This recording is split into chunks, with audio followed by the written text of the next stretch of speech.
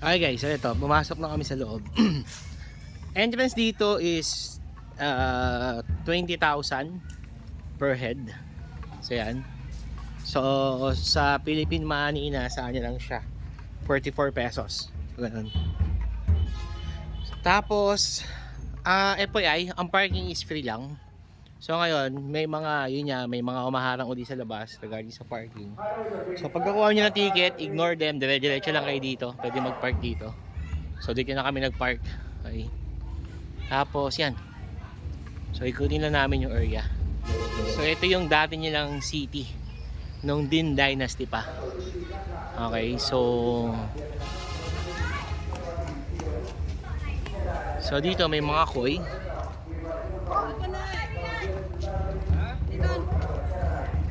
Okay. So naghuhugas siya ng kamay niya doon sa tubig. So yan. Actually maganda yung area. So kahit sabihin mo, imagine na 900 ano pa siya, 900 BC pa siya, sobrang tagal na. Tapos yan, yung ibang structure niya nakatayo pa rin. Siguro maka-renovate na siguro yan. Okay. Pero functioning pa rin siya. So yan. Okay, sa inyong lugar. So sabi ko nga, para kang pumunta ng Ayutthaya sa Bangkok. Let's see. So, Kuan Giam Sat. Okay.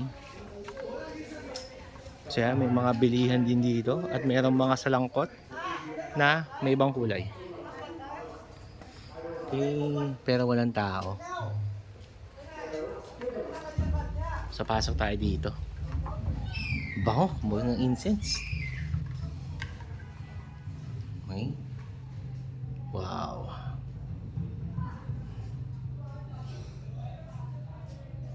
Eh, ganda guys.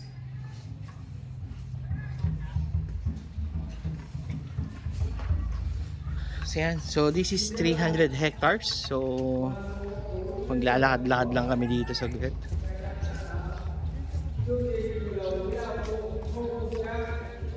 Doon? Tara. Baka. So yun, yung iba nag-costume sila. So nag-rent sila. So hindi na kami nag-rent. Yeah, parang same lang siya.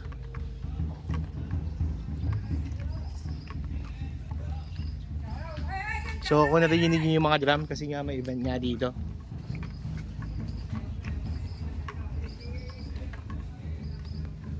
Okay. So ito yung area. Hindi ko talaga trip yung mga vibes ng mga ganito.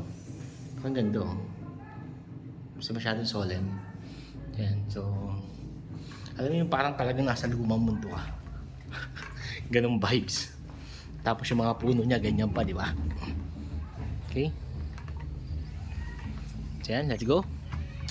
Continue natin yung walk. So hindi na ako mag-Google Translate regarding dun sa ibang mga kuhan. So ito, may temple din dito. So yan, nag-offer sila.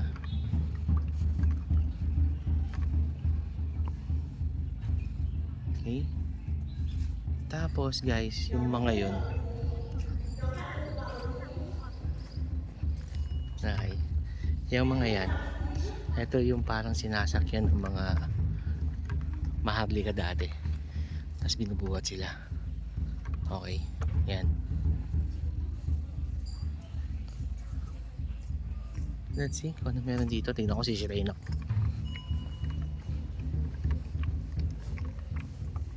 So pag sinyata ako, edi bawal. Okay, ito yata yung pagoda, yung mga ganito eh. Okay. So yan.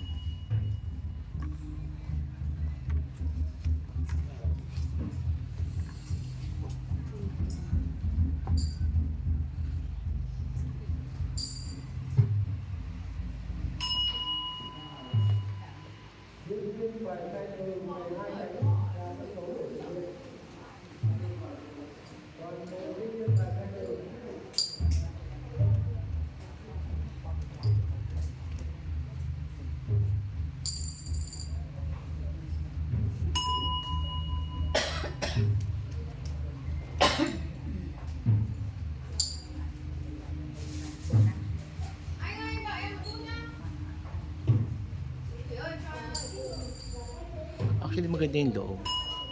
Sa labas na ako kasi may nagdadasal.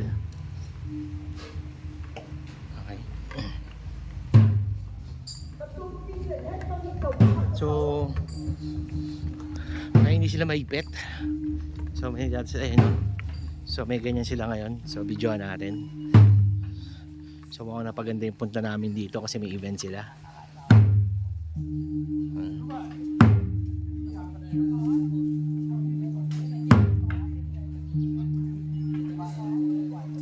Wow. So, siguro ni-enactment to. Kung ano yung dati.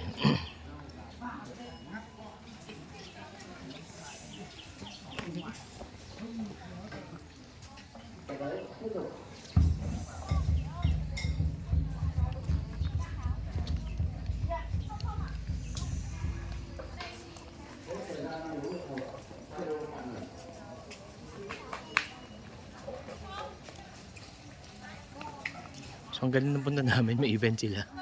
Sakto. So, ako yung photographer nila guys, no? Made from the Philippines. So, kaya pala iba naka-costume. Kahit na local sila, okay? Kasi normally, syempre, nagko-costume mga foreigner, right?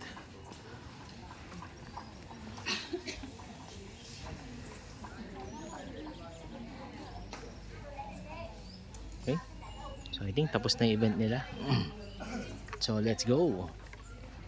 So, continue tayo sa pag-iikot.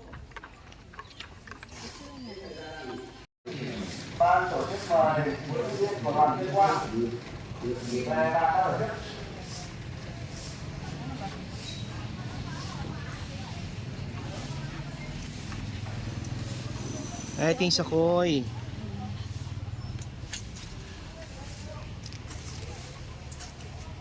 Yung sukal?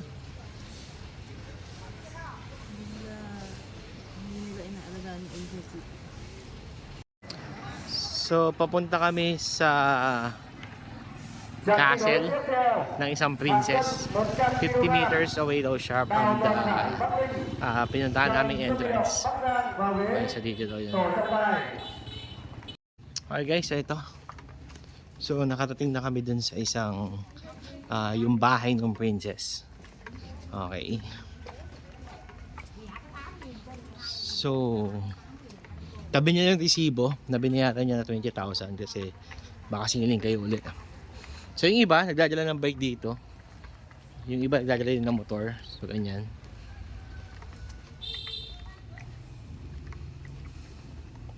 Furnace.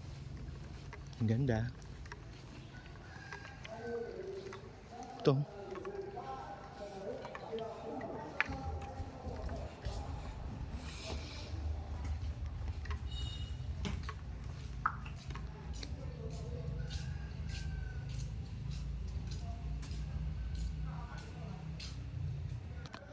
So, ito yung sinasakyan ng princess. Okay. So, lahat nga sila may ganyan. Yung napapanood natin sa, sa mga ancient movie nila, di ba? May mga ganyan na nakaupo lang sa botcha ng mga tao. Okay, so yan. So, totoo pala talaga yan. Okay?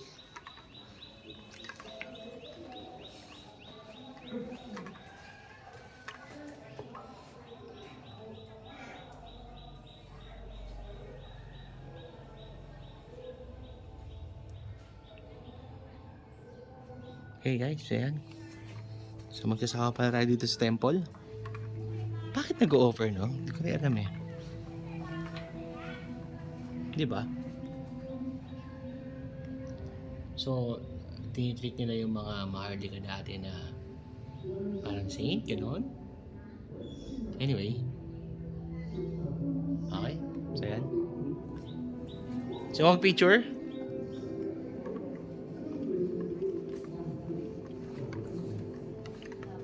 Ha?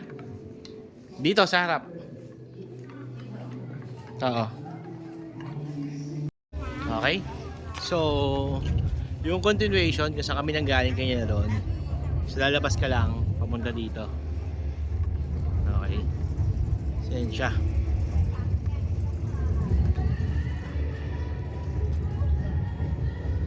So yung iba nagko-costume, okay. So medyo maingay guys, okay. Alas 3 na ng hapon dito. So nagdidilim dito sa Vietnam mga ano na, alas 7 ng gabi. So alas 8 na ng gabi sa Pilipinas nun. Okay.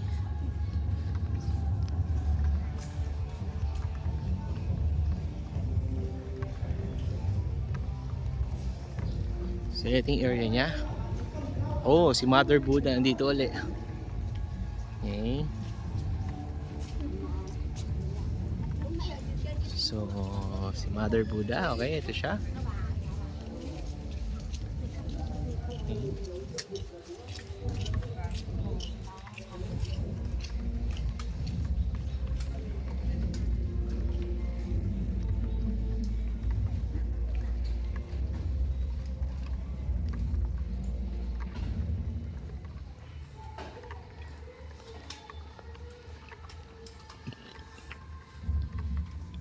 So, ang tahimik dito, sobra.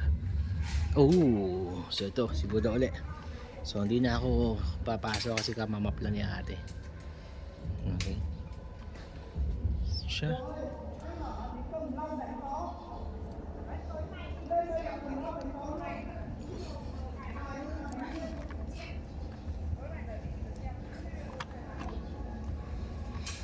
Okay.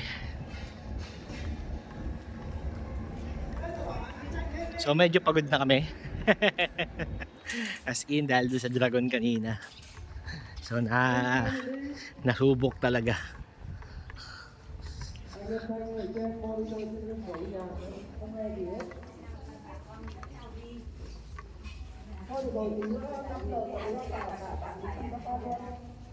Oh, so may monk na babae. Pasok tayo guys, kung gano'n. Okay. Check natin.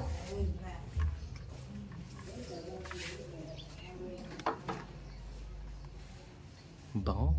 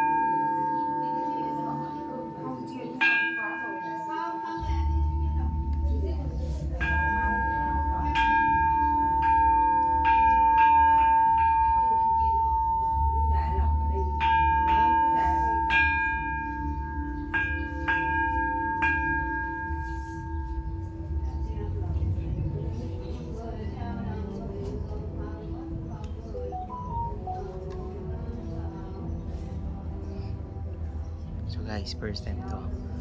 May babaeng mo nagdadasal talaga.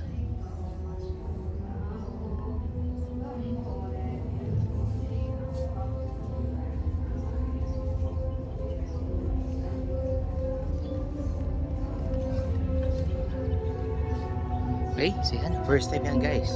Na-experience sa akin yan.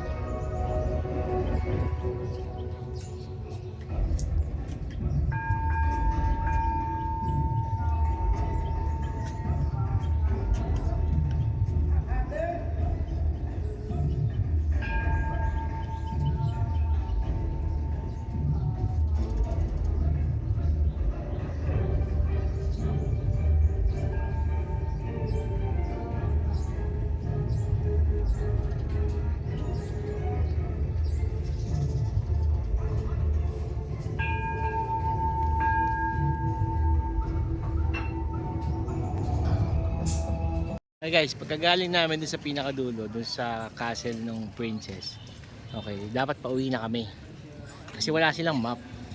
So ngayon, nalaman namin na tiniray ko kasing dalhin yung sasakyan dito, yung motor. So ito, okay. So may isa pang pupuntahan dito wherein yung mga nakaklok dito sila dinadala. Okay, so yan, pasukin natin tong kuwan na to. Okay. guys. Ayan, pasukin natin guys. So, etong isang to medyo medyo okay. Kumpara sa una namin pinasok. So, yung pangalawa, yung Quantum Princess, okay siya. Okay, maganda. So yun, so simple lang pero panalo. Okay. So yan. So ano nakalagay dito? Anniversary of the establishment of Ninh Province and the Ho Chi Minh Communist Youth Union Congress at all. Okay, so para siyang samahan. Okay. So dito yung entrance. Okay. Oh, bebe, medyo malaki-laki itong lugar na to. Ayan, so meron din siyang mga koi. Okay. So gusto niyo magpakain, ganun ulit, 5,000 Vietnamese dong para magpakain.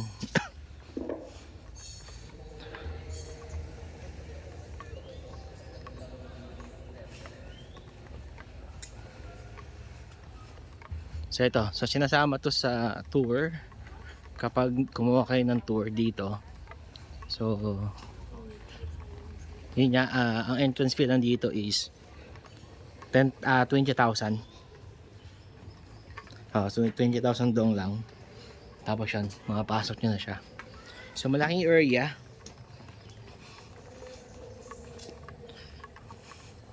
So ito yung mga nakasabay namin kanina sa kalsada habang nagmamotor, pati dun sa Moo Cave. Yan. Katulad siya nung kanina. Bebe, katulad siya nung kanina. Katulad siya nung kanina. So may templo din sa dulo. Tapos okay, may ganyan.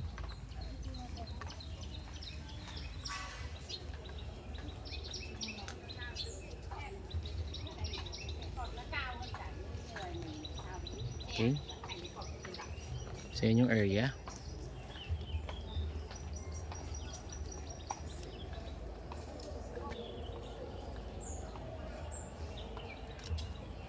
Okay.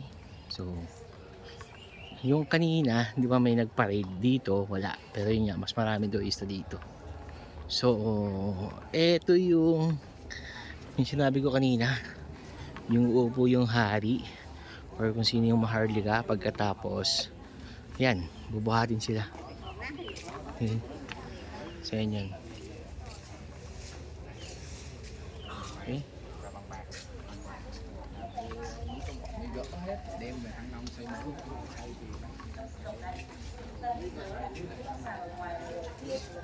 So bawal daw mag-picture sa loob. Okay. Để thiết chiều đấy, cho nên cái này nó hơi hơn là cái lòng sàng này có May cái điêu khắc đặc biệt đặc sắc và tinh tế và được trong suốt hơn và chúng ta nhìn thấy trên bề mặt long sàng. So yan, yung history kinukwento niya sa isang porcelain, isang basileng.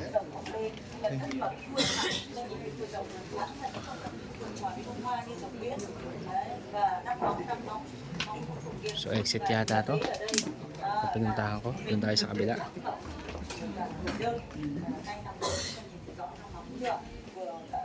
Sừng kẻ chạc ở phía bên trên kia và ở đây thì là cái đao mát, đao mát lá hoa. Dragon bed na treasure. Tượng trưng cho thiên tử đề cao cho uy quyền, vương quyền của nhà vua. Thì chúng ta lại thấy ở xiềng lại có những con vật khác như là cá tôm kìa, các anh chị nhìn cái xiềng, những con vật tigas naman ng bed na yan. hết sức bình thường thư giãn, nhưng được nghệ nhân đã đưa về chùa Đông Môn để đạo pháp xem cảnh bên vật cao quý để thể hiện cuộc phóng khoáng nặng đậm đà và sâu sắc và chỉ về đến phương là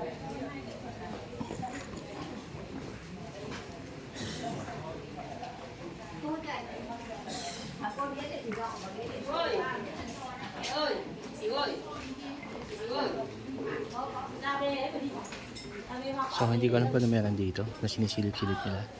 So let's see, pero ang ganda.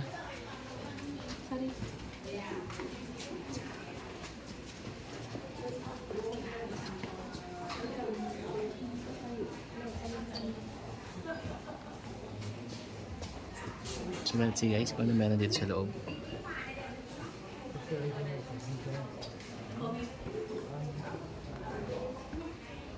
Oh, okay. So yun yung pinipicturean.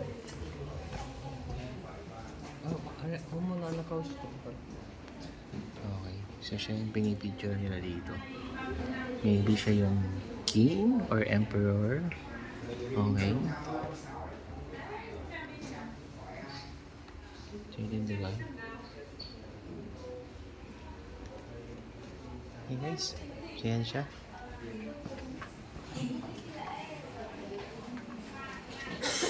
Okay. So yung iba ay nagmamadali. Kasi nga naka-tour sila. So hindi sila pwede magtagal, okay? So nangyari na sa amin yan, ayoko na maulit. Kaya sabi ko sa wife ko, magdi-DIY na lang kami.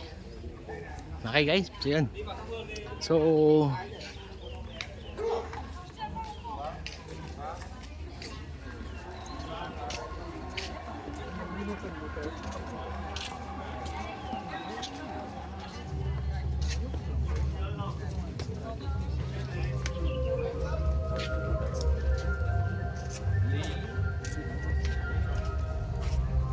So alam ko tapos na yung tour nila, pasakay na sila ng bus.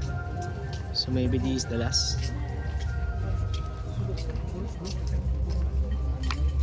So guys, yan. Tapos na tayo sa wakas ng panahon, okay? So Loira exit. Ayan. So dito. Talaga naman, nakakabang ka talaga. Ay. Kapoy-uy. So pupunta na kami sa parking. Tapos baka umuwi na kami. Check namin kung may madaanan pa kami tourist spot na hihintuan. Okay? Or dadiretso na kami sa hotel. Kasi today is our last night here in Ninh Binh. Okay, so last night namin to. So we're planning na mag beer dito. So yan. So let's see later. Okay. So update ko kayo. So wala nang pupuntahan yung bebe. Ano? Dapat wala sa labas. Ano gagawin?